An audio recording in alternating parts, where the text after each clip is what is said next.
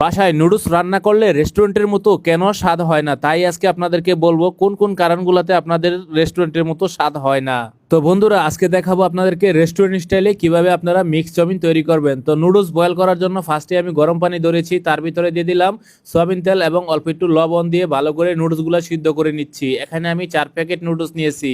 তো বন্ধুরা, এই নুডলসগুলো চুলার হিটটা প্রথমে একটু বাড়িয়ে তারপরে একটু ভালো করে যখনই বলক চলে আসবে তখনই আপনার এই হিটটা স্লো করে তারপরে কিছুক্ষণ সময় নিয়ে বন্ধুরা 8 থেকে 10 মিনিট সময় নিয়ে নুডলসটা বয়েল করে নেবেন, যাতে করে ভিতরে কাঁচা না থাকে। তো অনেক সময় আছে আমরা হিট বাড়িয়ে দিলে উপরে হয়ে যায়, ভিতরে কাঁচা থাকে।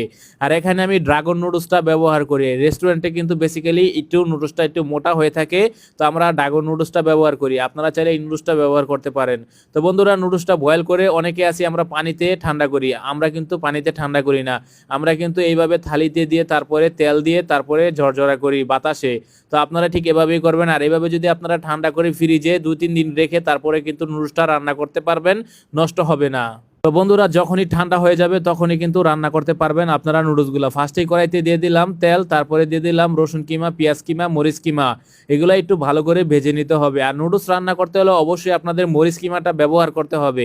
মরিচ কিমাটা ব্যবহার করলে নুডলসের টেস্টটা একটু ভালো আসে। যেহেতু আমরা বাঙালি একটু স্পাইসি খাই, যার কারণে কিন্তু আপনারা চাইলে কাঁচামরিচটা একটু কিমা করে ব্যবহার করতে পারেন, তাতে করে নুডলসের টেস্টটা অনেক গুণ বেড়ে যাবে। তো বন্ধুরা, এখন আমি 3 থেকে 4 জনের পরিমাণ নুডলস রান্না করব। এখানে আমি 3টা হাঁসের ডিম দিয়েছি, তারপরে অল্প একটু চিলি অয়েল দিয়েছি।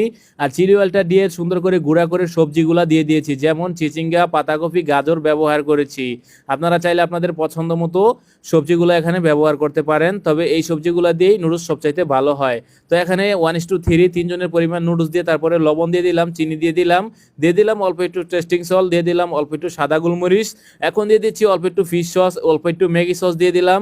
এখন দিয়ে দিচ্ছি অল্প একটু ওয়েস্টার সস দিয়ে সুন্দর করে নাড়াচাড়া করে নিব।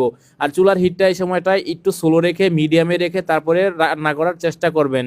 চুলার হিটটা যদি হাই রাখেন সেক্ষেত্রে কিন্তু আপনাদের নুডলস গুঁড়া লেগে যাবে এবং কড়াইতে লেগে যাওয়ার সম্ভাবনা থাকবে, তাহলে কিন্তু আপনাদের পারফেক্ট টেস্টটা আসবে না। তো বন্ধুরা, এখন দিয়ে দিলাম অল্প একটু দিয়ে দিলাম চিলি সস। আর চিলি সসটা দিয়ে সুন্দর করে চুলার হিটটা আরো স্লো রেখে তো মিক্স করে নিব। তো বন্ধুরা, এখন দিয়ে দিলাম চিকেন ফ্রন, তারপরে হচ্ছে পেঁয়াজ পাতা, ক্যাপসিকাম, টমেটো, এগুলা দিয়ে সুন্দর করে নাড়াচাড়া করে কিন্তু নামিয়ে নিতে হবে। তো বন্ধুরা, এভাবে কিন্তু আস্তে আস্তে নাড়া দিতে হবে।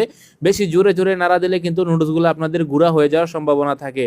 তো ফাইনালি আমাদের নুডলসটা হয়ে গিয়েছে। নুডলসটার কালারটা কতটা সুন্দর হয়েছে তো আপনারা দেখতেই পাচ্ছেন। তো বন্ধুরা, রেস্টুরেন্টের মতো নুডলস তৈরি করতে চাইলে অবশ্যই আমার রেসিপিটা ফলো করে বাসায় ট্রাই করবেন। আর ভালো লাগলে ভিডিওটা অবশ্যই শেয়ার করতে ভুলবেন না। সবাইকে অনেক অনেক ধন্যবাদ। সবাই ভালো থাকবেন, সুস্থ থাকবেন। আসসালাম।